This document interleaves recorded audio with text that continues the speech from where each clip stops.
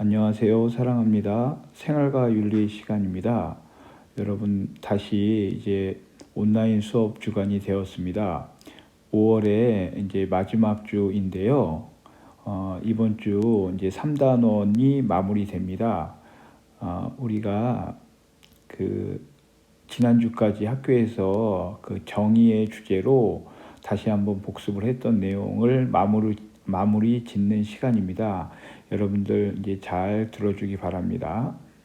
먼저 그 79쪽에 지난주 학교에서 마무리했지만 또 한번 반복되는데 이러한 분배적 정의와 관련된 쟁점들에 대해서 이제 우대 정책에서 얘기를 했었어요. EBS 교재에 또 한번 나와 있어서 자, 우대 정책과 관련되는 윤리적 쟁점에는 어떤 것들이 있는지 다시 한번 복습을 하겠습니다. 자, 우대 정책이라고 하면 특정 집단에 대해서 역사적, 사회적 어떤 구조로 가해진 부당한 차별, 불평등을 어떤 이제 혜택을 줌으로써 바로잡는 거라고 할 수 있습니다. 그런데 우대 정책과 관련돼서는 찬성의 입장도 있을 수 있고 반대 입장도 있을 수 있다라고 얘기했습니다. 그래서 찬성하는 사람들은 과거에 부당한 차별을 받았으니까 그걸 어떤 식으로든 보상을 해줘야 된다. 또한 사회 갈등 완화를 위해 사회 전체의 이익을, 그러니까 공리주의 관점으로 이렇게 얘기를 했을 거예요. 그래서 보다 많은 사람이 이익을 받는 게 좋지 않느냐라고 찬성할 수 있습니다. 그리고 자연적 사회적 운으로 발생한 불평등을 시정해서 실질적인 기회 평등을 보장할 수 있다. 그래서 아마 책에서는 이 내용을, 그러니까 이제 재분배라고 하는 재분배라는 의미로 아마 이제 얘기를 했던 것 같아요. 반면에 우대 정책을 반대하는 사람들은 특정 집단에 대해서 부당한 특혜가 갈 수도 있다. 그리고 이제 우리 사회는 많은 부분이 업적주의, 능력 이런 것들에 의해서 공평히 나눠진다라고 생각하는데 이제 그게 위배될 수도 있고, 또한 그 과거에 행해진 잘못된 것을 왜 지금 우리가 부담해야 되느냐, 즉 피해와 현재 보상 간의 불일치 문제, 마지막으로 역차별이 생길 수 있다. 그래서 이미 뭐 공무원 시험에서 100점 맞은 사람이 떨어진 경우도 있더라라고 얘기했습니다. 그래서 우리 사회에서는 이렇게 분배적 정의를 실현하기 위해서 우대 정책을 시행하고 실제 있는데 이거에 대해서 찬성하는 입장도 있고 반대하는 사람도 여전히 있다. 그리고 이제 그것과 관련해서 이 부유세라고 하는, 그러니까 우리 사회에서 보다 많이 가진 사람들에게 보다 많은 세금을 걷어서 그 돈을 이제 능력이 부족하고 약자들에게 나눠 재분배하자라는, 여기에 대해서도 찬성과 반대의 입장이 있을 수 있습니다. 그래서 이제 이 부유세에 대한 찬성의 입장은 우대 정책하고 비슷하죠. 재분배를 통해서 우리 사회의 불평등을 조금이나마 해소할 수 있다. 또한 이 심각한 빈부격차를 완화함으로써 사회를 통합하는 데 기여할 수 있다라고 생각하는 사람들은 부유세를 이제 걷어서 재분배를 해야 된다고 주장할 수 있어요. 반면에 역시 반대 입장도 팽팽히 맞서고 있습니다. 왜냐하면 첫 번째, 개인의 재산권에 대한 과도한 침해일 수 있다. 특히 노직과 같은 사람들이 여기 아마 이제 절대적으로 반대를 할 거예요. 내가 법을 어기지 않고 정당하게 돈을 벌어서 돈을 모아서 부를 축적했는데 왜 나만 더 세금을 내야 하느냐, 이렇게 얘기할 수 있겠죠. 그래서 과도한 침해가 될 수 있다. 두 번째, 이제 세금을 이중으로 부과하는 것과 같아서 부자들에 대해서 어떤 또 다른 차별이 발생할 수 있다. 그래서 이제 이런 부유세에 여전히 논란이 있습니다. 이런 부유세를 안 걷는 좋은 방법은 노블리스 오블리제라고 여러분도 한 번쯤은 들어봤을 거예요. 우리 사회에서 보다 힘을 많이 가진 사람, 보다 재산을 많이 가진 사람들이 알아서 어려운 사람들을 위해 적극적으로 활동을 해준다라고 하면 굳이 국가가 부유세까지 이제 걷어가면서 할 필요는 없겠죠. 물론 이제 그렇게 쉽게 되지는 않겠지만, 예, 이제 오늘 이어서 여러분들 교과서 95쪽 예, 책을 잠깐 볼게요. 교정적 정의의 의미와 윤리적 쟁점들에 대해서 이제 요 단어 요게 정의의 거의 마지막이라고 할 수 있습니다. 특히 이 교정적 정의는 우리가 아리스토텔레스나 마르크스나 노직이나 롤즈나 왈처나 이런 사람들이 배운 정의의 어떤 나름의 원칙을 세울 수 있잖아요. 하지만 그러한 원칙을 사회의 구성원들이 사회 예, 사회 구성원들이 어떤 합의를 해서 정의의 원칙을 만들었다라고 합시다. 합의를 했다라고 하는 건 사회 구성원들 대부분이 동의했다는 거예요. 그러면 이 원칙을 다 지키면 사회가 정의롭게 될 거 아니에요. 그런데 이 필연적으로 그 사회에는 이 원칙을 합의된 원칙을 무시하고 이것을 어기는 사람이 있더라. 어기는. 즉, 이 교정적 정의는 이렇게 이 합의된 원칙을 어기는 사람들을 그러면 어떻게 할 것인가? 처벌해야겠죠. 거기에 이제 초점을 맞추고 있는 것이 교정적 정의입니다. 그래서 이미 이렇게 표현을 했을 거예요. 이게 어떤 개인들 간에 잘 합의될 수 있는 부분이 아니다. 왜냐하면 사람은 감정의 동물이고 가치관이 다양하기 때문에. 그래서 이제 국가라는, 특히 국가의 사법제도가 이 교정적 정의를 객관적으로 이제 담당하게 되는 겁니다. 하지만 이것도 역시 윤리적 쟁점이 발생될 수 있다. 무슨 얘기냐? 찬성하는 사람, 반대하는 사람 팽팽히 맞서고 있다는 거야. 특히 이제 그거에 가장 인간에게 내릴 수 있는 형벌 중에 가장 큰 게 그쵸, 사형이죠. 이 사형에 대해서 찬성과 반대가 역시 팽팽히 맞서고 있습니다. 오늘 이제 여기까지 여러분들 이해를 하면 정의에 대해서 굉장히 많은 부분을 이해할 수 있습니다. 그래서 이제 특히 오늘 배울 핵심 단어들은 이 교정적 정의가 무엇인가라는 요 의미를 이해하고, 특히 이 교정적 정의, 이제 법, 제도, 법에 얽혀서 얘기를 할 건데, 거기에는 응보주의 관점과 공리주의 두 가지 관점이 있습니다. 그 다음에 이제 뭐 특수 예방주의라는 요 말까지 좀 어려울 수도 있는데, 여기까지 이해하면 여러분들이 이제 오늘 핵심 내용을 다 배우는 겁니다. 먼저 EBS 교재를 통해서 차근차근 나가 보겠습니다. 자, 교정적 정의는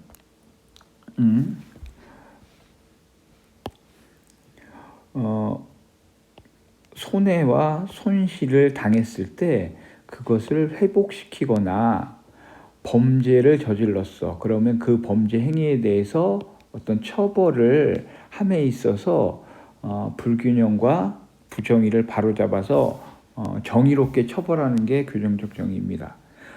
이 처벌에 대한 교정적 정의의 관점은 크게 두 가지. 첫 번째 응보주의 관점, 두 번째 공리주의 관점. 여러분들 공리주의는 우리가 앞전에 의무론과 공리주의 할 때 배웠죠. 거기서 말한 공리주의 맞습니다. 공리주의 핵심은 최대 다수, 최대 행복. 이건 절대 변하지 않아요. 무슨 얘기냐? 우리가 처벌을 할 때도 최대 다수의 최대 행복보다 많은 행복을 창출하는 방향으로 처벌을 해야 된다. 이게 핵심이에요. 자, 그럼 먼저 응보주의. 여러분, 응보라는 말은 복수라는 말과도 이제 비슷해요. 자, 응보주의라 하는 것은 처벌의 본질이니까, 처벌을 하는 가장 큰 이유는 범죄 행위에 대한 응당한 보복이다를 가하는 거다. 그래서 이 응보주의는 인류 역사에서 아주 초창기부터 있었던 대표적인 예가 이제 우리나라의 8조법, 함부라의 법정 같은 데 나와 있는 이에는 이, 눈에는 눈. 그러니까 다른 사람의 눈을 상하게 했다. 그러면 너도 똑같이 눈을 상하게 하고, 다른 사람의 팔 한 짝을 못 쓰게 했어? 그러면 너도 팔 한 짝 못 쓰게. 이런 게 요렇게 이제 처벌하는 것이 응보주의 관점이 담겨 있는 거예요. 그래서 응보주의는 범죄 행위에 상응하는 동등한 형벌을 부과한다라는 의미를 담고 있습니다. 이는 범죄 행위에 대한 결국 네가 한 행위니까, 가해자 네가 한 행위니까 거기에 똑같은 책임을 져라라고 하는 거고요. 현행 우리나라에서 만들어진 법에도 이 응보주의 관점이 담겨 있습니다. 왜냐하면 그렇죠, 어떤 죄를 저질렀는데 이걸 얼마큼 처벌해야 돼. 거기에는 응보성의 원리가 들어갈 수밖에 없어요. 그래서 근데 다만 이 응보주의 관점만으로는 안 되고, 잘 보면 응보주의와 공리주의 이 두 가지가 잘 어우러져 있다라고 할 수 있어요. 어쨌든 응보주의는 그런 의미다. 두 번째 공리주의는, 자, 처벌이라고 하는 건 결국 사회 전체의 이익을 증진하기 위한 수단이 되어야 한다라는 큰 뜻을 갖고 있습니다. 그래서 어떤 법을 어겨서 위법의 이익보다 처벌의 손실이 더 크도록 형벌을 부과하는 거예요. 즉 법을 어겨서 이익을 생길 수 있죠. 어떤 사람이 예를 들면 뭐 사기를 친다거나 이렇게 해서 이제 그렇게 해서 발생한 이익보다 처벌을 통해서 그 사람이 훨씬 더 손실이 더 크도록 형벌을 부과해야 이제 그런 죄를 저지르지 않는다라고 하는 거예요. 그래서 공리주의 관점에서는 이러한 처벌의 사회적 효과를 강조합니다. 왜? 우리 사람들이 사회에 모여서 살기 때문에 그 사회에 이 처벌이 미침으로써 이 사람을, 가해자를 처벌함으로써 사회에 어떤 영향을 주냐, 사회에 이득이 되느냐 이득이 되지 않느냐, 이걸 따지는 입장이 공리주의 관점인 거예요. 자, 이제 특히 여러분 이제 응보주의의 대표적인 사람이 여기 나오는데 칸트입니다. 칸트. 자, 당연히 공리주의자는 우리 앞에 배웠던 밀이나 벤담, 특히 이제 벤담 얘기가 나올 거예요. 그래서 칸트 한번 볼게요. 사법적 형벌은 결코 범죄자 자신이나 시민사회를 위해서 어떤 다른 선을 촉진하기 위해, 그러니까 선을 새롭게 만들기 위한 수단으로서 가해질 수 없다. 형벌의 목적이 새로운 선을 만들기 위한 것이 아니다. 오히려 그가 범죄를 저질렀기 때문에 항상 오직 그것 때문에 그에게 가해지는 거다. 그러니까 그가 범죄를 저지르지 않았으면 처벌 안 했을 텐데 저질렀기 때문에 처벌한다. 왜냐하면 인간은 결코 타인의 의도들을 위한 수단으로 취급될 수 없기 때문에, 이게 핵심이에요. 자, 인간은 항상 목적으로 대우하라라고 칸트가 의무론에서 얘기했죠. 그럼 인간을 목적으로 대우하는 걸 서로 다 지켜줘야 돼. 그런데 그 인간을 목적으로 대우하는 그걸 어겼어. 예를 들어 이제 칸트는 그래서 이제 살인을 찬성합니다. 근데 여러분 이제 쉽게 그냥 생각하면 칸트는 인간을 목적으로 대우하기 때문에 인간의 생명을 굉장히 중요시 여긴 건데 사형을 찬성했다? 좀 이상한데라고 여길지 모르는데 칸트는 이렇게 얘기해요. 인간을 목적으로 대우하라 만큼 인간의 목숨이 제일 소중한데, 그러면 누구나 다 그 목숨을 소중히 생각하고 지켜야 돼. 그런데 그걸 어겼어 라고 하는 건 가해자가 피해자 목숨을 수단으로 여긴 거잖아요. 함부로 여긴 거잖아요. 그러니까 애초에 약속을 어긴 건 가해자기 때문에 그 가해자는 당연히 처벌을 받아야 한다. 무엇으로? 응보주의 관점으로, 똑같이 사형으로. 그래서 칸트는 사형제도를 인정합니다. 자, 물권의 대상들 중에는 섞일 수 없는 것이기 때문에, 그러니까 인간의 목숨이라고 하는 건, 인간의 존엄성은 어떤 물건이나 돈 이런 것과 섞일 수 없다라는, 그 정도로 중요하다는 얘기입니다.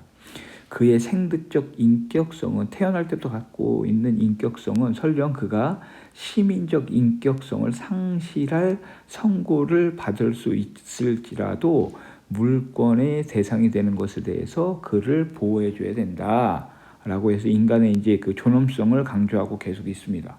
자, 반면에 벤담 공리주의자죠.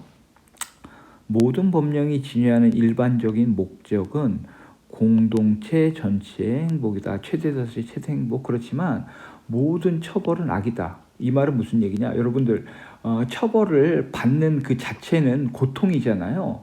그렇죠? 물론 잘못한 사람이 처벌받는 건 책임에 따르는 건데 어쨌든 처벌받는 당사자의 입장에서 보면 처벌받는 건 고통이 증가하는 거잖아요. 그런 의미입니다, 이건. 자, 공리의 원리에 의해 만일 처벌이 인정될 수 있다면 그것은 더 큰 어떤 악을 없애는 것을 보장해야 한다. 그러니까 그 처벌을 해서 우리 사회의 이득이 커져야 한다. 그런 뜻입니다.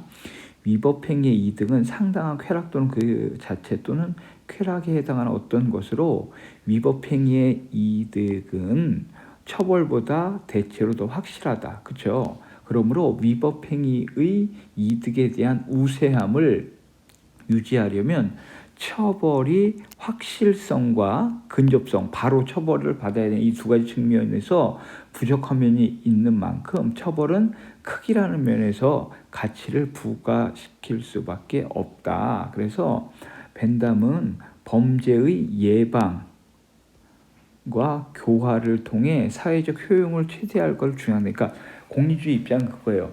처벌의 목적은 응당 그 잘못을 했기 때문에 응보주의가 아니라 범죄를 예방. 왜? 우리 사회에 범죄가 적게 일어나면 더 행복한 거잖아요. 행복이 더 극대화되는 거잖아요. 그러니까 처벌은 범죄 예방 효과가 분명히 있어야 한다.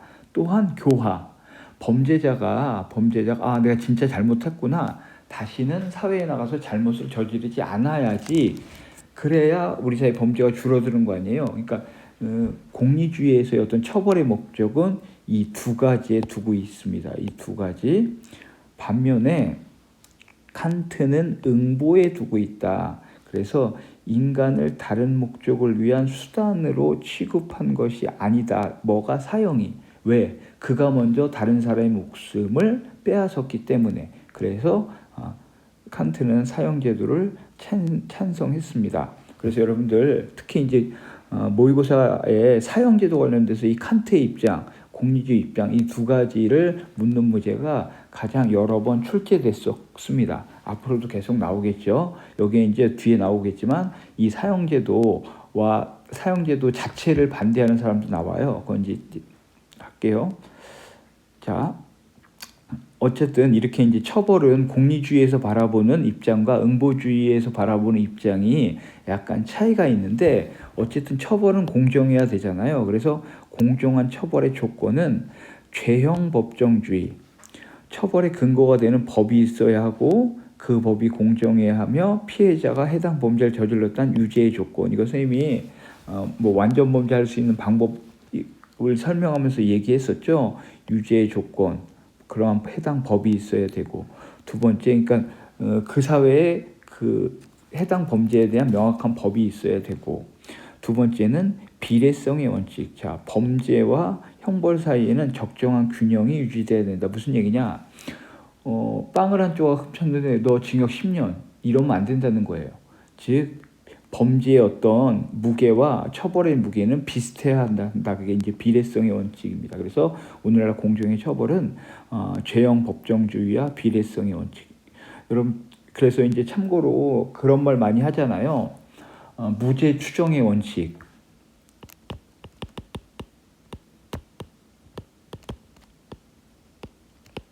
이 말이 무슨 얘기냐면 우리나라는 판사, 그러니까 재판에 넘겨져서 판사가 확실히 당신은 죄를 지었습니다. 땅땅땅. 판사의 판결이 나오기 전까지는 죄인이 아니다라는 인식이 이게 굉장히 중요합니다. 즉 무슨 얘기냐? 재판까지 가서 최종 결론이 나오기 전까진 어떤 무고한 시민도 죄인으로 간주해서는 안 된다라는 얘기예요. 무죄 추정의 원칙.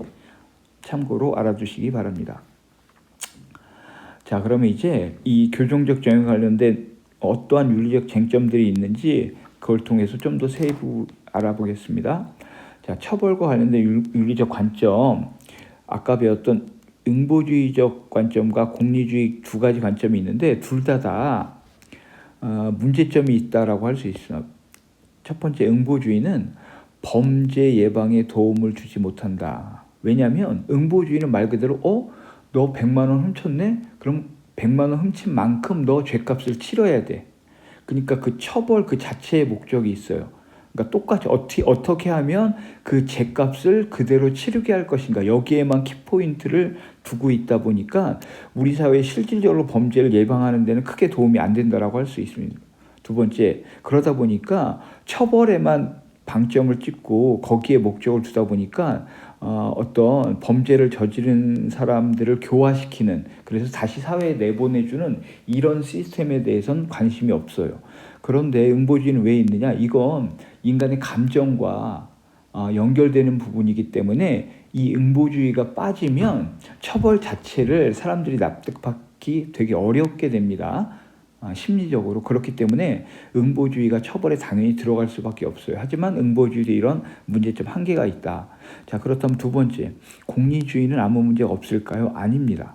자, 공리주의는 처벌의 예방 효과를 증명하기 어렵다. 무슨 얘기냐? 아까 공리주의 입장은 우리 사회에서 범죄가 안 일어나게 하는데 목적이 있다라고 했잖아요. 왜? 범죄가 덜 일어나야 행복이 증가하니까. 그러니까 그 범죄자를 교화시켜서 범죄를 안 일어나게 하는데 목적을 둔다고 했잖아요. 근데 이게 실제 범죄자가 얼만큼 교화됐고 다시는 범죄를 저지르지 않는다, 이런 확신 같은 거 숫자적으로 나올 수 있을까요? 없겠죠. 그래서 얼마만큼 우리 사회에 예방 효과를 가져오는가 수치상으로 나가기 되게 어렵습니다.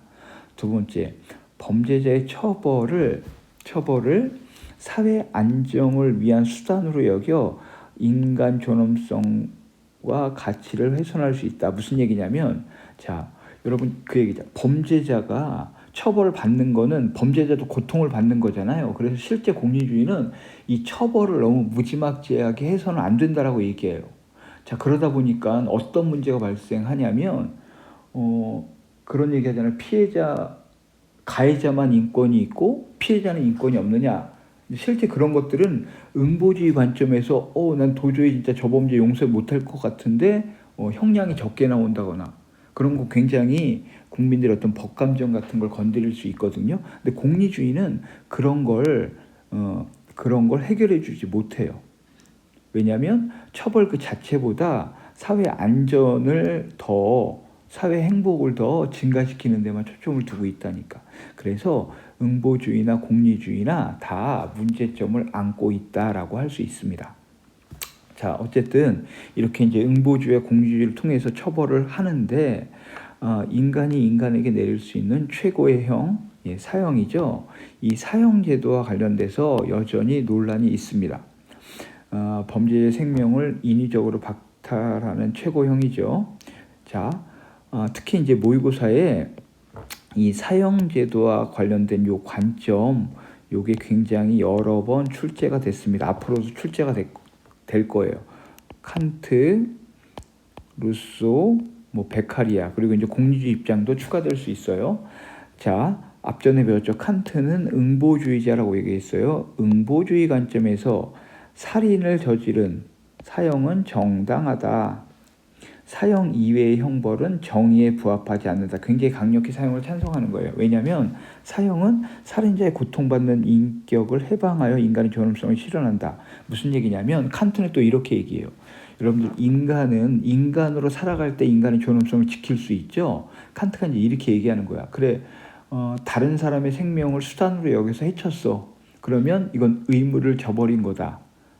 따라서 사형을 받아도 상관없다. 이렇게 얘기하고, 두 번째, 만약에 이 살인자에게 사형을 시키지 않고 예를 들어 무기징역, 평생의 감옥에서 살게 한다. 이건 이제 개인의 자유, 인간의 자유를 뺏는 거잖아요. 그럼 평생 감옥에서 자유 없이 살아가는 게 과연 인간의 존엄성을 지키는 것일까요? 칸트는 그렇지 않다라고 얘기하는 거예요. 그래서 인간답게 죽는 것도 어떻게 보면 인간의 존엄성을 지키는 것이다 할 수 있다. 그래서 칸트는 사형제도를 찬성합니다. 찬성이에요. 자, 루소 두 번째, 사회계약론자예요. 사회계약론자. 그래서 루소는 사회계약론의 관점에서 시민들이 계약을 하잖아.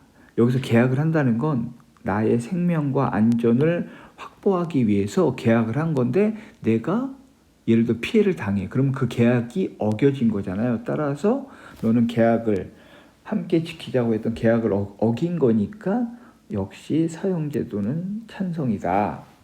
타인의 희생으로 자신의 생명을 보존하려고 하는 사람은 타인을 위해 필요하다면 마땅히 자신의 생명을 희생해야 된다. 왜? 그렇게 하기로 계약을 했기 때문에. 그래서 루소도 사회계약론 입장에서도 사형은 정당하다. 왜? 그렇게 내가 내 목숨을 지키기 위해서는 다른 사람의 목숨을 소중히 여기고 함부로 해서는 안 된다라고 계약을 하는 순간 그걸 어기면 그 어떤 처벌도 받게 된다라는 의미입니다. 자, 칸트와 루소는 어쨌든 응보주의와 사회계약론 입장에서 사형제도를 지금 찬성하고 있잖아요. 그런데 베카리아라는 사람은 유일하게 사형제도를 반대해요. 자, 베카리아가 왜 사형제도를 반대하는지 그 이유를 아는 게 중요하겠죠. 자, 베카리아는 공리주의 관점에서 사형보다는 종신노역, 그러니까 평생 감옥에 있어서 힘든 일을 시키는 것이 범죄 예방과 사회 전체의 이익이 증진된다. 왜냐하면 베카리아의 입장은 이거야. 예를 들어 아주 극악무도한 범죄자가 있다 쳐봐요. 이 사람을 잡아다가 예를 들어 사형을 시켜. 그럼 사람들은 이제 놀라겠죠. 와, 저런 범죄를 저지르면 목숨이 없어지는구나. 하지만 그렇게 해서 사형을 집행하고 나면 시간이 지나면서 사람은 그걸 잊는다는 거야. 그쵸? 그래서 베카리아가 생각하기엔 그럴 바에는 그 극악무도한 범죄자를 평생 감옥에 가둬놓아야 사람들이 훨씬 더 오래 기억하고 나도 저런 살인을 저지르면 평생 저렇게 감옥에 갈 수 있겠구나. 저러지 말아야지 라고 생각해서 예방에 훨씬 더 효과가 있다라고 생각하는 거예요.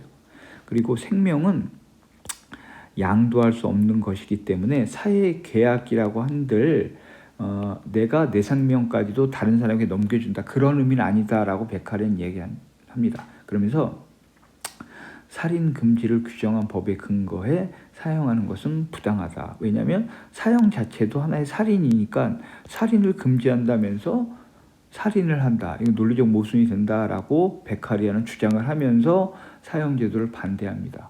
그래서 여러분들 베카리아와 칸트, 루소 이걸 비교해서 어떤 사람은 찬성하고 어떤 사람은 반대하는지 잘 구분을 해놔야겠죠. 이제 그런 것들이 시험에 나옵니다. 시험에. 자, 그래서 여기 이제 다시 한번 루소와 베카리아의 입장을 자료 플러스에 여러분들 써놨는데 잘 읽어보기 바랍니다. 다시 한번 루소는 사회계약론, 베카리아는 생명보존, 그리고 범죄 예방에 종신노역형이 훨씬 더 효과가 크다라고 얘기를 하고 있습니다. 자, 어쨌든 이제 지금은 그 칸트, 루소, 베카리아라고 하는 사상가들의 입장에서 사형제도를 이제 찬성하고 반대하고 봤는데 이게 이제 복합적으로 그럼 우리 사회에서 이 사형제도를 여전히 이제 찬성과 반대 입장이 팽팽히 있습니다. 우리나라는 현행 사형제도가 여전히 있습니다. 판사가 사형을 구형합니다. 하지만 근 20년 넘게 집행을 안 하고 있을 뿐이에요. 근데 우리 사회에 이제 사형제도를 찬성하는 입장은요, 국민의 재산, 자유, 생명, 안전을 위해 사회를 방어할 수 있는 수단이다. 무슨 얘기냐면 극악무도한 우리 사회에서 함께 살아갈 수 없는 그러한 극악무도한 범죄자를 사회와 안전에 격리시키는 건 사형밖에 없다. 두 번째, 사형제도 자체가 범죄 예방 효과가 크다라고 하는데 이건 실제 입증하기 굉장히 어렵겠죠. 어쨌든 범죄 예방 효과가 있다라고 해서 찬성을 해요. 세 번째, 범죄에 대한 비례성의 원칙에 따라 과도한 형벌이 아니다. 그렇죠? 비례성, 사람을 죽였어. 그럼 그것과 유사한 건 역시 똑같이 가해자의 생명을 앗아가는 거다. 비례성의 원칙에서도 사형은 찬성된다. 마지막으로 오늘날 과학 수사와 제도 보완으로 오판 가능성이 줄어들었다. 그래서 오늘날 판결은 이제 거의 증거와 어떤 법의 발달로 거의 오류 없이 진행되기 때문에 이 과거처럼 재판을 잘못할 일이 없다. 그런 의미의 사형제를 찬성하는데요. 반대 입장은 이거와 이제 다른 전혀 첫 번째 인간의 존엄성, 생명권을 침해하는 비인도적인 형벌이다. 그렇죠? 인간의 특히 이제 자연권 같은 인간의 생명은 자연스럽게 태어나고 역시 사망도 자연스럽게 사망하는 것이 어떻게 보면 이제 인간의 삶이라고 하는데 이걸 사형은 인위적으로 끊는 거잖아요. 거기에 위배된다라고 하는 겁니다.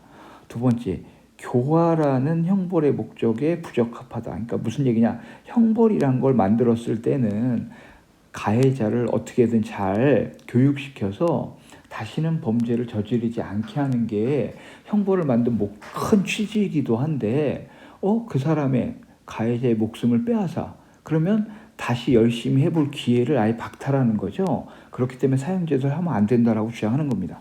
또 범죄 예방 효과가 적다. 왜냐하면 사형제도가 대한민국에 여전히 있는데도 극악무도한 범죄는 계속 일어나잖아요. 그래서 예방 효과가 실제 없다라고. 근데 이것도 역시 데이터로 나오는 건 아니에요. 그 다음에 정적을 제거하기 위한 수단으로 악용될 수 있다. 실제 정치적으로 민주화가 덜 된 나라는 여전히 이런 일이 벌어지고 있죠. 지금 미얀마만 봐도 군부에서 일반 시민들을 폭돌하고 시위 주동자들을 잡아다가 그쵸 사고사처럼 위장해서 뭐 죽인다라는 얘기들이 나오죠. 실제 우리나라도 그런 아픈 역사가 있습니다.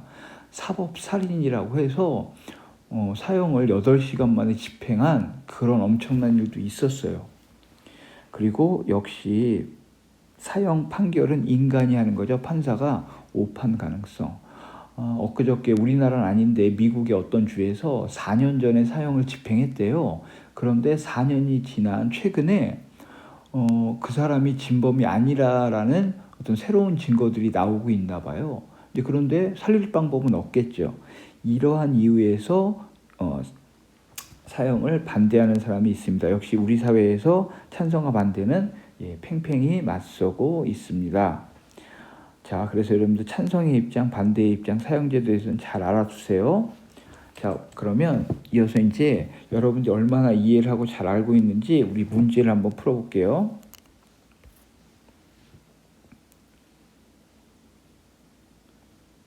82쪽입니다. 다음을 주장한 사상가의 입장만을 보기에서 고른 것은 인간 집단에서 순수한 무욕, 욕심이 없는 의 도덕을 찾기는 거의 불가능하다. 자, 집단에서 도덕을 찾기는 불가능하대요. 어떤 사회 집단도 순수한 사랑의 영향을 수용할 만한 능력을 갖고 있지 않다. 집단적 이기심은 불가피한 것으로 보아야 된다. 비정상적으로 확장된 집단적 이기심은 이에 맞선 다른 집단의 이기심에 의해서만 견제될 수 있다. 이러한 견제는 도덕적인 설득 위에 강제력에 의해 방법도 병행되어야 실효성을 거둘 수 있다. 자, 개인의 도덕성을 얘기하는 게 아니라 집단의 도덕성을 얘기하고 있죠. 그래서 사회 윤리의 중요성을 얘기한 누구요? 니부어의 사상입니다. 그러면 여러분들 이제 보기에서 니부어에 맞는 걸 고르면 되겠죠. 니부어 기어 개인의 이기적인 충동은 집단에서 약화된다. 자, 개인의 이기적인 충동이 집단에서 약화된다. 여러분 실제 그런가요? 이 반대일 거예요. 왜냐면 아무리 착한 사람도 그 비도덕적인 집단에 소속되면 어쩔 수 없이 개인의 도덕성을 발휘 못하고 거기에 휩쓸려 가는 게 훨씬 더 커요. 그래서 이건 반대로 됐다. 선생님 그래서 수업 시간에 얘기했죠. 뭐 강남 아파트값 같은 거 단합 같은 거 할 때 그런 걸 예를 떠올리면 이거에 반대가 되는 경우가 훨씬 더 많다라는 걸 알게 되고요. 니부어도 실제 그렇게 주장했어요. 그래서 도덕적인 인간과 비도덕적인 사회라는 책을 썼는데 그 말을 통해서도 알 수 있을 거예요. 그 다음에 니은 강제력은 선의지의 통제를 받아야 합니다. 자, 여러분 니부어 사회윤리에서는 강제력을 통해서라도 어떤 집단의 이기심 같은 걸 억눌러야 한다라고 얘기하고 있어요. 하지만 이 강제력이라고 하는 건 선의지의 통제를 안 받게 되면 무한대로 확장될 수 있습니다. 그래서 어쨌든 이런 선의지의 통제를 받는 것도 중요하다고 실제 리본은 얘기하고 있습니다. 디귿. 개인의 도덕성이 그 집단의 도덕성을 결정한다? 아니죠. 개인의 도덕성은 집단의 도덕성과 다를 수 있고 심지어 집단의 도덕성에 더 많은 영향을 받을 수 있다라고 리본 얘기했어요. 리을. 사회 정의는 집단 간의 힘의 균형으로 실현될 수 있다. 여기 나오죠. 강제력을 통해 다른 집단에 의해서 견제될 때라고 얘기했죠. 그래서 리본은 이렇게 얘기합니다. 니은하고 리을이 맞네요. 정답은 4번. 자, 니부어 이런 식으로 문제가 나옵니다. 2번. 자, 갑을병의 입장에 대한 설명으로 옳은 것은 자, 사회적 이익의 분배에 어떻게 하는 게 공정하겠습니까? 선생님이 물었더니 각자의 필요에 따라 라고 분배해야 된다고 얘기했고, 을은 아닙니다. 그 사람의 업적에 따라, 병은 아닙니다. 균등하게 절대평등. 여러분들 이게 분배 기준 4가지 기준 삼았던 거에 3가지가 나왔네요. 자, 이 중에 옳은 걸 고르는 겁니다. 1번 갑 재화를 직분에 따라, 직분이 아니라 뭐라고 했어요? 필요에 따라 필요한 만큼 분배하라고 얘기했잖아요. 직분이 아니에요. 아까 을은 업적이라고 얘기했죠. 이익과 혜택을 동일하게, 아니죠. 업적은 사람마다 달라질 수 있잖아요. 업적. 그래, 역시 틀렸고. 3번 병 균등하게, 동등하지 않은 사람에게 동등하게 분배해서는 안 된다. 동등하게 분배하는 게 균등한 거죠. 역시 틀렸네요. 4번 갑은 을에 비해 사회적 약자의 처지를 개선하는 분배가 중요하다라고 얘기했다. 자, 갑 필요에 따라. 자, 갑은 을에 비해 사회적 약자, 그렇죠? 왜냐하면 인간이 능력이 떨어지는 사람도 최소한의 필요는 있겠죠. 그러니까 훨씬 더 사회적 약자들의 처지를 개선하는 데는 업적보다는 필요가 훨씬 더 도움이 되겠죠. 4번이 맞네요. 5번 틀렸나 볼게요. 병은 균등하게 갑을에 비해 경제적 효율성을 증진하는 분배가 이루어져야 한다? 아니죠. 공산주의가 균등하게 분배하려고 시도했는데 생산성이 떨어졌다라고 얘기했잖아요. 그래서 틀렸네요. 정답은 4번입니다. 자, 3번.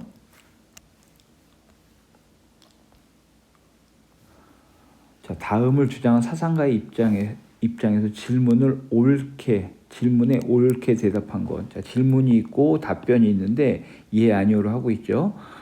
우리는 지배의 수단들을 소유하거나 통제하는 사람이 전혀 없을 때 서로 평등하다. 어떤 사회적 가치도 결코 지배의 수단으로 지금 지배라는 말 쓰고 있죠. 지배 배웠어. 지배의 수단으로 이용되지 않는 사회 혹은 그렇게 이용될 수 없는 사회가, 여기 핵심 단어가 나왔네요.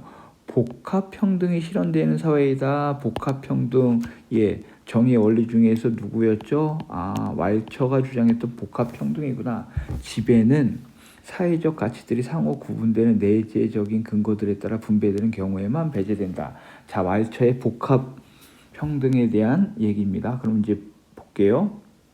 1번 구성원들은 동일한 사회적 가치를 동일한 양으로 소유해야 된다. 여러분들 봐봐.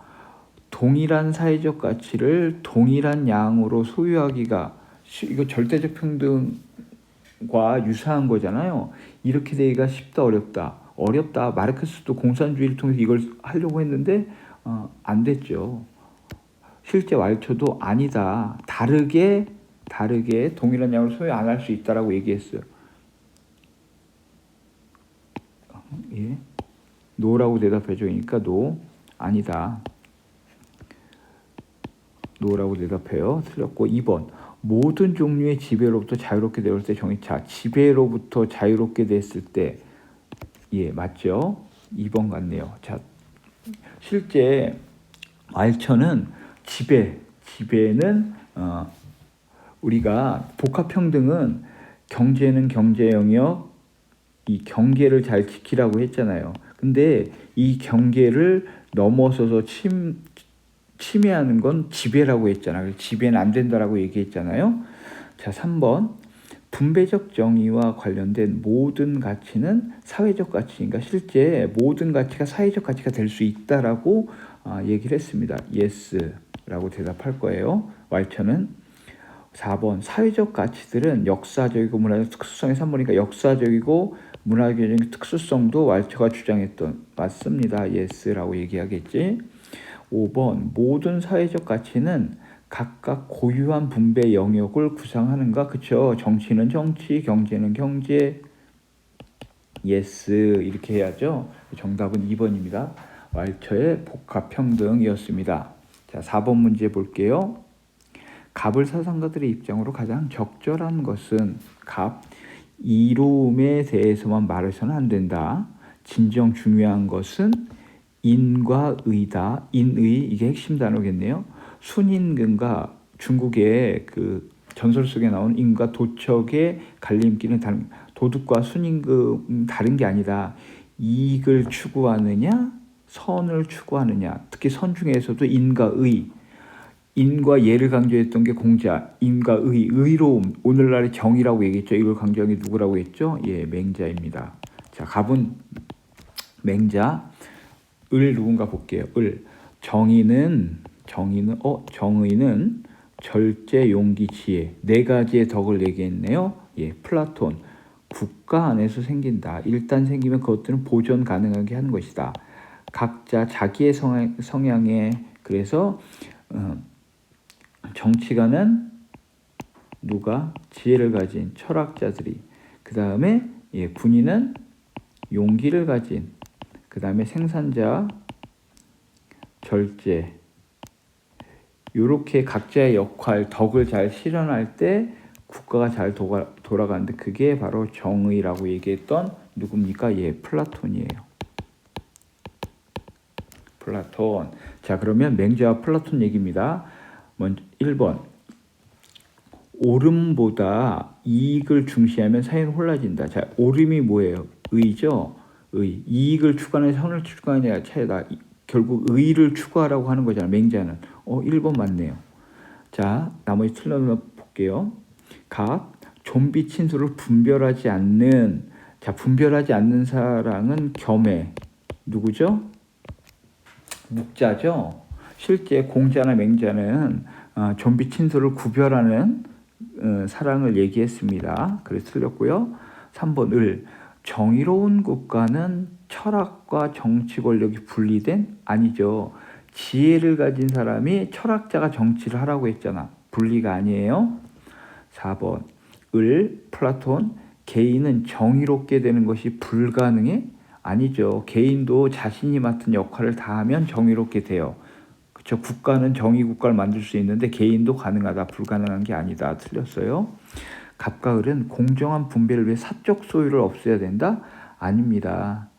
맹자도 사적 소유 예, 가져도 된다고 얘기. 왜냐하면 항상과 항심 얘기하면서 플라톤도 정치가나 사유재산을 안 갖지만 생산자 계급은 사유재산을 가져도 된다고 얘기했어요. 역시 틀렸습니다. 정답은 1번입니다. 자, 여러분 이렇게 해서 오늘 교정적 정의, 사형제도까지 배우고 기본 문제를 풀었습니다. 다음 시간에는 수능 실전 문제 4문제 풀고 이제 다음 단원으로 넘어가겠습니다. 여러분 다음 시간에 먼저 그 실전 문제 4문제 꼭 먼저 풀어보고 자신이 뭘 맞고 뭘 틀렸는지 확인한 다음에 수업을 듣는 게 훨씬 더 도움이 될 겁니다. 예, 오늘도 수고 많았습니다. 다음 시간에 만나요. 안녕.